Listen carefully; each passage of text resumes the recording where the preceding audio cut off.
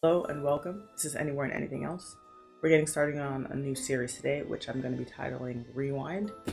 I'm really excited today because I've been wanting to reread the Harry Potter series for quite a while, and I'm finally getting down to it.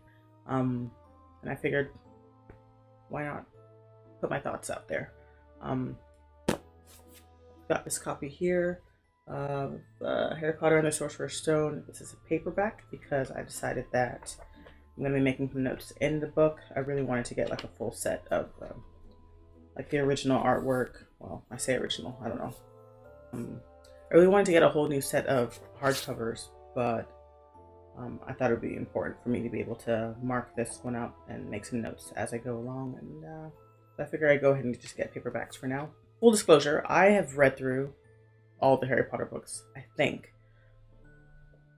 There's something went on with the second book where I'm not sure if I read it as a kid, but I've read through all the books. I've watched all the movies. I was reading the books at the time as they were coming out.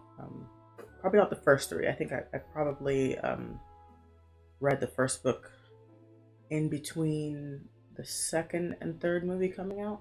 I think that's what happened there. But following that, I was watching the movie, reading the books, and watching the movies as they came out. I think you can't recreate that time period in a franchise or a fandom or whatever you want to call it. But it's always good to go back. So I haven't. I definitely read this book and the others several times over, but I haven't read it sort of since maybe the seventh book came out. I kind of stopped reading them. It's kind of sad it was over, so I think probably held on a little for the movie, and then after that, I kind of just my love for Harry Potter has been very internalized, so to speak. I don't really engage much in like online communities or anything. I do watch the movies a lot over.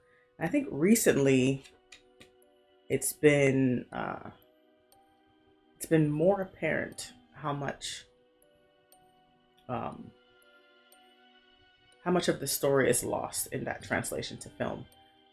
When I watched the films originally, I was able to sort of wallpaper over all the holes with my sort of very fresh knowledge of books. And so the longer it's been since I've read one of the books, the more I'm watching the films and going, it's not as good of a story as I remember. It's interesting to watch people who are watching the films for the first time as adults, who've never read the books, and they're kind of just like, oh, yeah, it's an alright story. It's a kid's story that kind of evolves with them as they age. I'm sitting there thinking, why aren't they? What is it that they're not getting? There's something to me. There's something super special about this story, and I'm wondering why they're not able to get it. And I just think my initial thought was, well, maybe you just had to be a kid on that first interaction with the story, right? Um, yeah, but I've come to a new theory that you know, maybe you just had to be a kid for that first interaction, or maybe you just had to have read the book. Say you just know most of these people. I mean, I can barely find time to read the books, and I already know I love it. I'm not expecting them to go back and read them, but I just wanted to see for myself if I could figure that out specifically, like pinpoint the things that make these books special. It has been one of the things that's caused me to hesitate the most in rereading these books, worrying that they are in fact just children's books, um, and that perhaps some of that magic will be lost on me now as an adult. You know how sometimes you watch like an old TV show that you watched as a kid and it's just not as good as you remember, and you kind of just have to stop mid episode and just say, you know what, it's better if I just keep it in memory. It looks and feels a lot better in my memory than it does in actuality. I was really worried about that being the case with these, um, but I have gotten through the first two chapters so far now, and absolutely not. Um, it's fantastic. JKR really has a talent for sort of immersion and bringing you into the page. Um,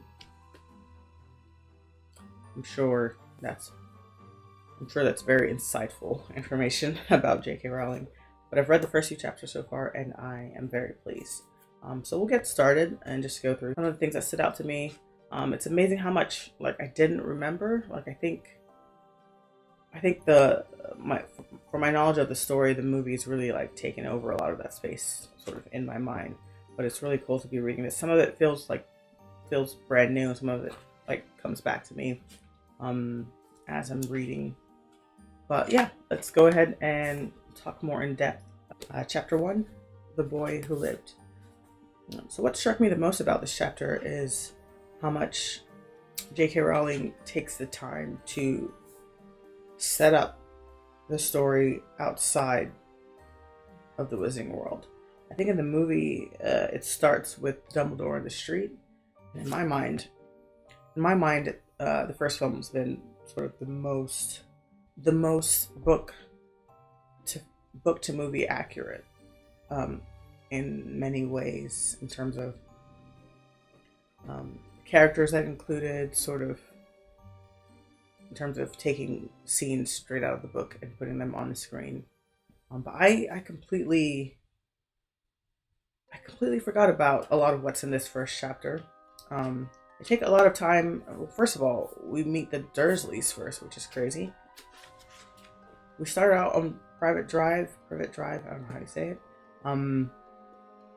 We spend a lot of time just getting to know the Dursleys and their neighborhood, and following Vernon to work, and then sprinkling little aspects of what's going on in the magical world. But it's pretty cool because it is going to be a story of Harry discovering who he is and this whole other world. So it does make sense to introduce us to the regular world, the Muggle world, right off the bat, and then have us sort of discover the Wizarding World with Harry. But I just thought that was a really cool touch. It's she sets up the Dursleys right away with some of the most off-putting characteristics. One of the things that she's written in here that I really appreciated was, in speaking about Uncle Vernon, he didn't approve of imagination, which is a wild thing to say about a person, especially for in a kid's book. I think I think back then, maybe the same now, a lot of children's entertainment and content encourages the idea of imagination. That's like a child's superpower. So to have an uncle who does not approve of imagination sets him up immediately as persona non grata, as a villain in the story. We first meet Dumbledore in this chapter as well. It's very interesting, the description of him. I'd kind of forgotten the way he's described in the books. And the one thing that sort of jumped out to me from sort of my memory of reading it before is the half moon spectacles. To me, that used to be his defining, I want to say feature, but it's not an actual feature, not a physical feature, but that's the defining character feature to me, is the half moon spectacles.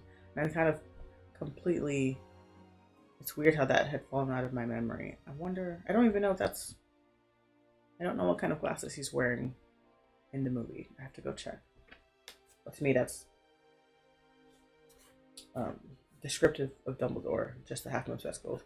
But she also described other things like his high-heeled boots, which is very interesting. Well, I guess they're boots, so boots do usually have a heel. But he's an older guy. You don't expect him to be wearing heels. Seems uncomfortable. Right here in the first chapter, this is the first place we see the Deluminator, but it's very interesting because she refers to it as the Put-Outer, which is a very clunky and not very endearing name for a magical device. But I don't know. I guess I just thought it was always called the Deluminator. I'd forgotten that it was ever called anything else. I wonder at what point she decided to change the name. I also thought it was very interesting that in the first interaction between Dumbledore and McGonagall. McGonagall asks, "How did you know it was me?" And Dumbledore answers, "My dear professor, I've never seen a cat sit so stiffly."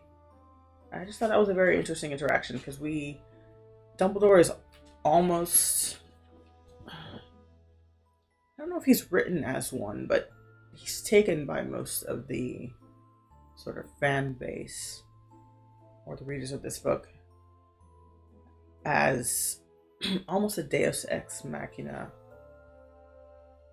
in a way. He just seems omniscient. And so for his reasoning to Minerva about how he was able to recognize her being something so simple as observing behavior, I don't know. One of the things I've been interested in rereading this book is figuring out there are some sort of unspoken or inexplicable truths about certain characters, and I'm wondering sort of what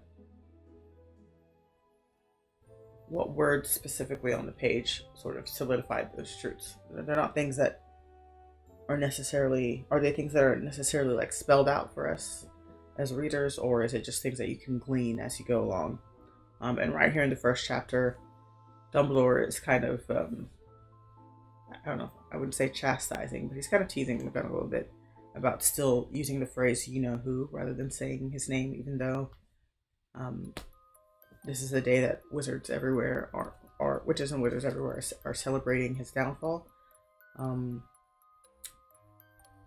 And Dumbledore is saying how he's never been afraid to say Voldemort's name. And McGonagall replies, "But you're different. Everyone knows who's the only one you know who. All right, Voldemort was frightened of." And that's sort of a very important that was a very interesting line that early in the book to me, because it really sort of sets up Dumbledore as I wouldn't say hero, but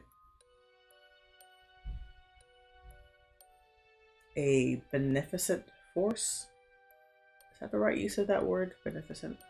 But a force for good. In the same way the line about Vernon not approving of imagination sort of sets him up as sort of an enemy to all children reading this book, I think that line about Voldemort fearing Dumbledore and only Dumbledore really sets Dumbledore's reputation super high right at the start. And it's a very interesting way to do that too, because Voldemort is sort of the big bad in this story, and the story starts out with his downfall, and then you bring in this guy who we don't see them square off, or we don't even know from the conversation so far. It doesn't seem that Dumbledore defeated him. The fact that that this unseen villain was afraid of him is enough to set up his reputation, I think. Yeah, so that's pretty cool. I'm also quite impressed at how early she's using some character names and terms here. We see the word muggle in the first chapter. That's very, I don't know, I just wasn't expecting that. That's great. She really seemed to have like this whole world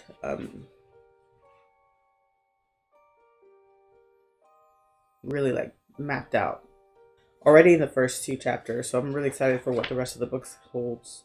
But yeah, I guess muggle in the first, obviously it would have to be used in the first book. I just wasn't expecting it so soon. At the top of the chapter, she really just kind of smacks you with some of the information. Like, I think the movie very quickly brings you into, or tries to very quickly bring you into sort of the wizarding world. Very quickly sort of sets up Harry and the Dursleys and gets into the weird things happening around Harry with the snake in the zoo. But I think the book really takes the time to sort of sit you into the Muggle world, and then starts just like throwing terms at you, terms and names that you have no idea. You really have no idea what's going on, kind of, so to speak. You just know you've got two people talking here in Dumbledore and McGonagall, and you just kind of have to.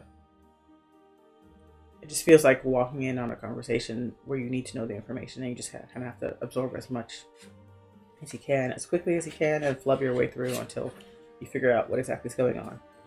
In the first few pages here, she also mentions Madame Pomfrey, so it's pretty cool because she's sort of relegated as a character in the movies. I think she's kind of just in the background whenever there needs to be some suggestion of whenever there needs to be some suggestion of the kids being treated for some illness or injury in some way. We also get the name Sirius Black right here in the first chapter. That kind of shocked me.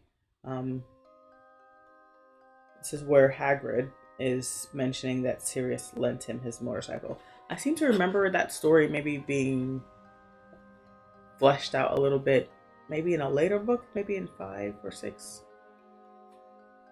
I feel like we get a little bit more of that, and that was something that I did remember. I just didn't remember it being at all mentioned in the first book. I didn't remember the name Sirius Black being mentioned at all in the first book. I would be super curious to see if he's mentioned anywhere else in the book or in the second book, because in my memory, Sirius Black just pops up in the third book, but I guess that's just more of a movie thing. But yeah, let's see. This is Hagrid's entrance to the story as well, and he's described here as looking simply too big to be allowed. That's very interesting. I thought it was an interesting thing here. So Minerva has been waiting for Dumbledore all day.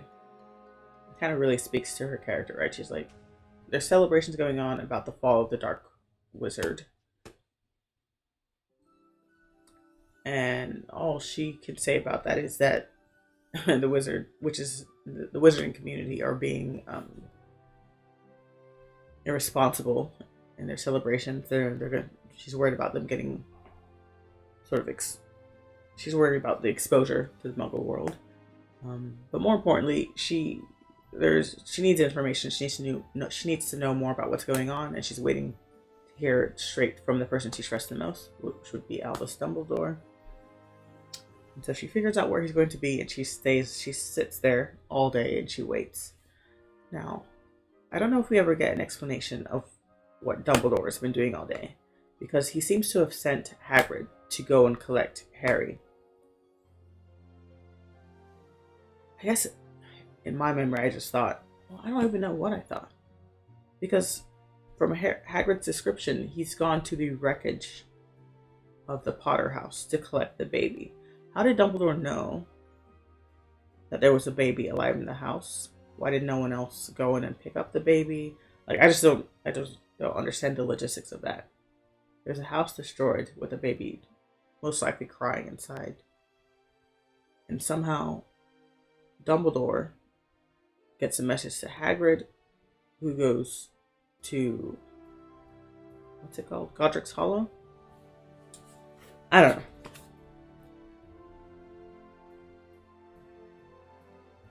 And then Sirius is there, lends him the motorcycle. And then goes off to find Pettigrew, I suppose.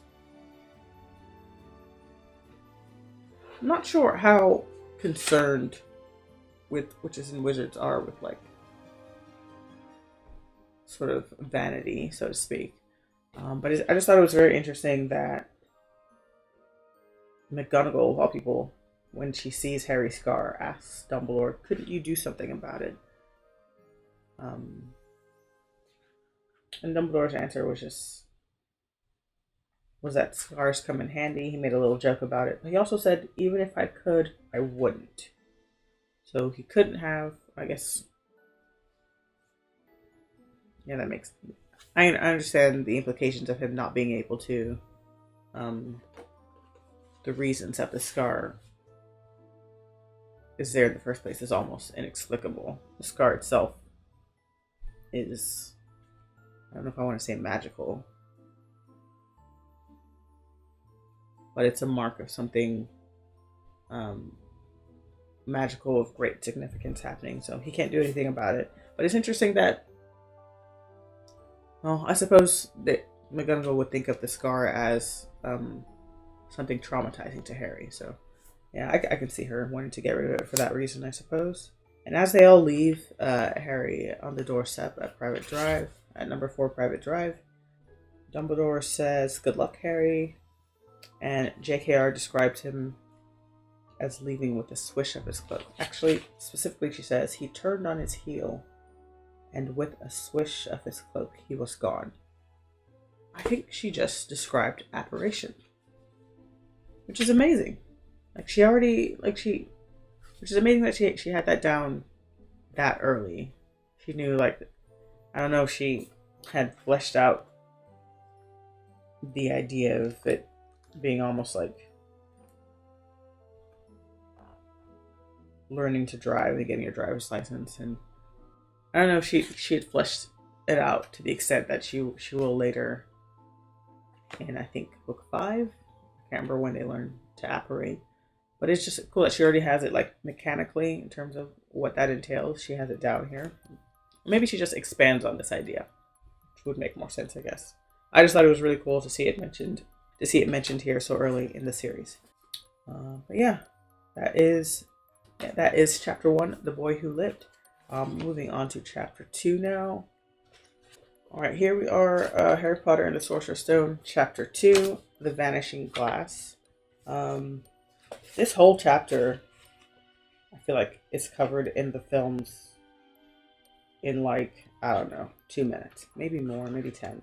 But it goes by super quickly, and most of it I'd completely forgotten about. I think they got the main points, though. It didn't need to have all that extra for the film. But this is centering around Dudley's birthday. They're meant to be taking Dudley out for the day, and Harry's not meant to go with them, but due to circumstance he is. I wonder if Mrs. Fig actually broke her leg, or she just wanted Harry to have a nice day out. I was surprised that Harry, well, he describes his time with the time he spends with Mrs. Fig not very fondly, so I'm just surprised that he would want to go out with the Dursleys at all. But I guess he doesn't really get to go out much, so anything he can get, even if it is with, I guess he doesn't know any better either, does he? It's not like he has other options of people to spend his day with. But yeah, that's the other thing, Mrs. Fig. She's a part of these books that I've always noticed missing in the movies. I guess we don't. As the films go on, he spends less and less time at the Dursleys, and pretty much no time at all with the Weasleys. But yeah, it's very odd in the 5th movie when Miss Fig kind of just shows up. That's one of those moments in the films that feels kind of like an egregious oversight to a book reader, I think, because there were plenty of opportunities for her to have been included or at least mentioned. I don't know. If you'd mentioned, it would have included or at least mentioned in the earlier films. And if you had, I think most people, if she did get a mention, most people would have overlooked it and not really seen the significance. But I think, at least for the readers, it would have been a nice Easter egg. But yeah, she just kind of pops up out of nowhere and is all of a sudden testifying at the Wizengamot. And I think that's kind of confusing to non-readers. Anyways, moving on. So I'd forgotten most of the details of this chapter. There's a lot of emphasis on Dudley's appearance and weight, but I mean, what else has Harry got? You have Harry cooking breakfast, which I've always thought is weird.